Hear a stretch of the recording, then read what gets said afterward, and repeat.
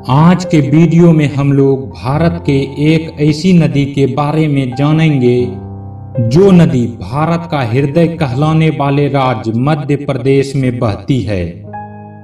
जी हां दोस्तों, हम बात कर रहे हैं शिप्रा नदी के बारे में। तो दोस्तों, पूरी जानकारी के लिए वीडियो को पूरा देखिएगा और चैनल को सब्सक्राइब और वीडियो को लाइक जरूर कीजिएगा। तो चलिए शुरू करते हैं। शिप्रा नदी मध्य प्रदेश में बहने वाली एक प्रमुख नदी है। यह एक पवित्र नदी है और इसके किनारे हर 12 वर्ष में कुंभ का मेला आयोजित किया जाता है, जिस मेले को हम सिंहस्थ के नाम से भी जानते हैं। दोस्तों, ये एक ऐतिहासिक नदी है और इस नदी के तट पर 12 ज्योतिर्लिंगों में से एक ज्योतिर्लिंग महाकालेश्वर उज्जैन में स्थित है।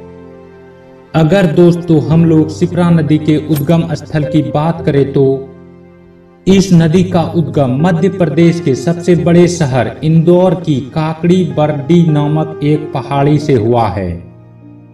अगर दोस्तों हम लोग शिप्रा नदी की कुल लंबाई की बात करें तो यह नदी इंदौर जिले की काकड़ी बरडी नामक पहाड़ी से निकलती है और यह नदी 195 किलोमीटर का सफर तय करते हुए चंबल नदी में मिलती है।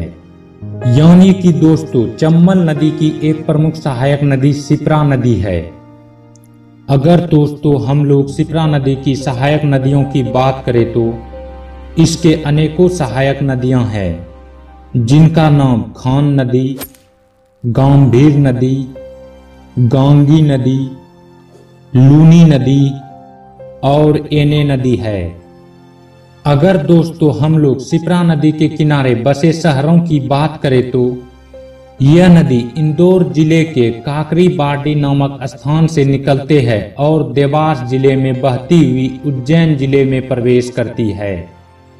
उज्जैन शहर से शिप्रा बहती हुई मंदसौर जिले में प्रवेश करती है और फिर आगे चलकर मंदसौर जिले में ही यह नदी 195 किलोमीटर का सफर तय करते हुए चंबल नदी में मिल जाती है। इस प्रकार शिप्रा नदी इंदौर जिला, देवास जिला, उज्जैन जिला और मंदसौर जिले में बहती है। दोस्तों, ये नदी इन चारों जिलों में ही बहती है। दोस्तों, मैं आपको बता दूं कि शिप्रा नदी का काफी महत्व है। इस नदी के किनारे लोग दूर दूर से स्नान करने के लिए आते हैं। कहा जाता है कि इस नदी के स्पर्श मात्र से ही व्यक्ति के सारे दुख दर्द समाप्त हो जाते हैं और स्नान करने से व्यक्ति के सारे पाप धुल जाते हैं। भगवान श्री कृष्ण ने इसी नदी के तट पर स्थित संदीपनी आश्रम में शिक्षा ग्रहण की थी। इस नदी के किनारे कई घाट हैं जिनका काफी महत्व है और इसमें से एक घाट राम घाट की बात करें तो कहा जाता है कि भगवान श्री राम ने इसी घाट पर अपने पिता दशरथ का श्राद्ध किया था। संस्कृत भाषा के महाकवि कालिदास ने इसी नदी के किनारे बैठकर मेघदूत ग्रंथ की रचना की थी। दोस्तों, राजा विक्रमादित्य भी इसी नदी के तट पर अवंतिकापुरी में राजा हुआ करते थे।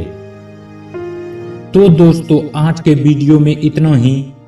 अगर आपको यह वीडियो अच्छा लगा हो तो कमेंट बॉक्स में जरूर बताएं और अब हम लोग मिलते हैं एक नए वीडियो में एक नए इंटरेस्टिंग टॉपिक के साथ।